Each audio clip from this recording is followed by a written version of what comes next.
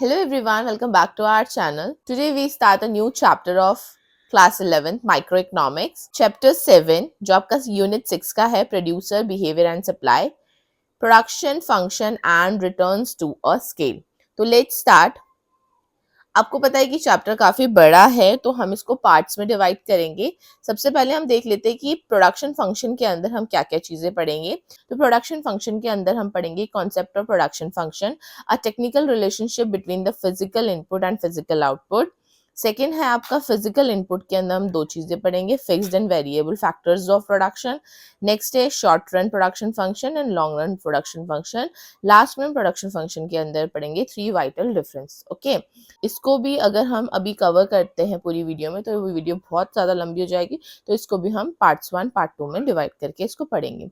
तो सबसे पहले हमें प्रोडक्शन फंक्शन का कॉन्सेप्ट समझने के लिए, प्रोडक्शन फंक्शन का मतलब समझने के लिए सबसे पहले हमें उसके टेक्निकल रिलेशनशिप को समझना पड़ेगा.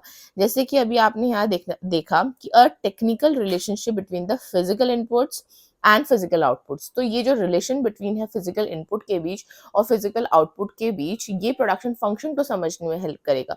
तो सबसे पहले हम समझेगा कि फिजिकल इनपुट होता क्या है. ठीक है, physical input are the factors of production that are use to produce goods and services. ठीक है, सबसे पहले बात करते हैं फैक्टर्स ऑफ प्रोडक्शन की. आपको पता है कि हमारे फैक्टर्स ऑफ प्रोडक्शन 4 होते हैं, land, labour, capital and entrepreneur. ठीक है, तो फिजिकल इनपुट का यहाँ पर क्या मतलब है कि physical input are the factors of production. Physical input एक ऐसा फैक्टर्स ऑफ प्रोडक्शन है जिसके गुड्स एंड सर्विसेज को प्रोड्यूस करने के लिए हम उसको यूज करते हैं. ठीक है, इसको और अच्छे से समझते हैं कि these inputs are major in the physical term.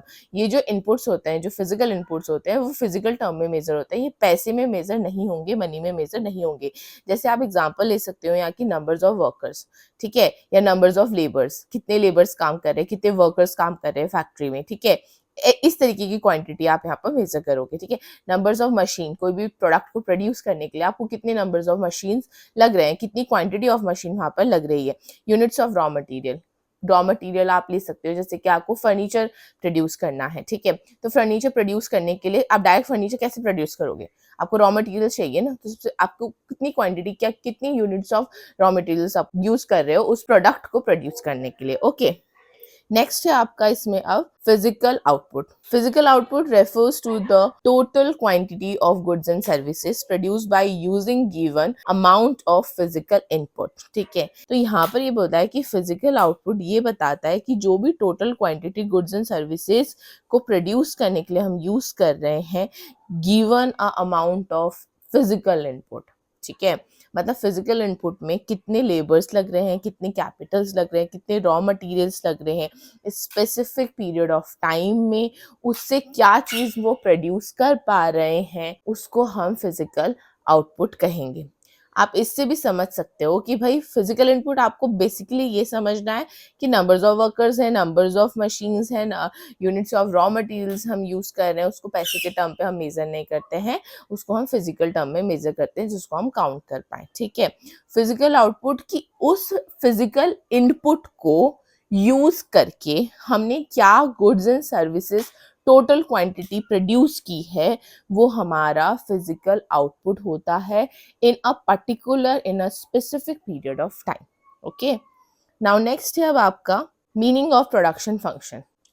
Production function is the functional relationship between the physical input and physical output. ठीक है, सिंपल से अगर मैं आपको प्रोडक्शन फंक्शन का मतलब समझाऊं तो प्रोडक्शन फंक्शन एक फंक्शनल रिलेशनशिप है किन दोनों के बीच, फिजिकल इनपुट और फिजिकल आउटपुट के बीच.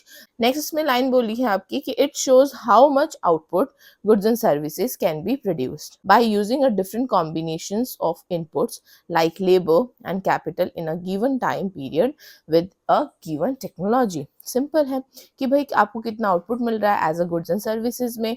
ठीक है, जो भी आप प्रोड्यूस कर रहे हो, डिफरेंट डिफरेंट कॉम्बिनेशन आप यूज कर रहे हो इनपुट का, जैसे कि आपका लेबर हो गया, कैपिटल आपकी मशीन्स हो गई, उन सबको यूज करके एक पर्टिकुलर टाइम पे एक पर्टिकुलर टेक्नोलॉजी को यूज करके आपको जो मिल रहा है वो आपका आउटपुट है, जो आप लगा रहे हो वो आपका इनपुट है. ठीक है, नेक्स्ट अब आपका है इसका फॉर्मूला प्रोडक्शन फंक्शन का, जो कि Q is equals to F L comma K. ठीक है, इसका मतलब क्या होता है देखते हैं.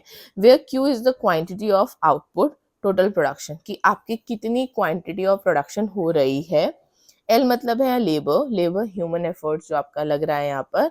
के मतलब है कैपिटल, कैपिटल हमेशा के से ही डिनोट होगा, ठीक है। जैसे कि मशीन्स आपने कितनी यूज की, नंबर्स ऑफ मशीन्स आपने कितनी यूज की, आपने टूल्स कितने यूज किए, आपने इक्विपमेंट कितने यूज किए किसी भी प्रोडक्ट को प्रोड्यूस करने के लिए, वो यहाँ पर देखा जा रहा है। एफ यहाँ पर है फंक्शन, किसका, relationship, relationship between the input and output, ठीक है। अब यहाँ पर सिंपल सा अगर मैं फॉर्मूला को पढ़ूं तो ये फॉर्मूला इस तरीके से बनेगा, क्वांटिटी ऑफ आउटपुट जो टोटल प्रोडक्शन आपका हो रहा है, functional relationship between input and output of both labour and capital, ठीक है। फॉर्मूला ये कहता है। नेक्स्ट है अब आपका यहाँ पर, ये आपकी बुक का है, ठीक है, वीके ओरी की बुक का है आपका ये। दो आपके इकोनॉमिक्स ने यहाँ पर हमें डेफिनेशन दी है। एक है आपका अकॉर्डिंग टू वॉटसन, वॉटसन ने कहा है कि production function is the relation between a firms production and the material factors of production input, ठीक है।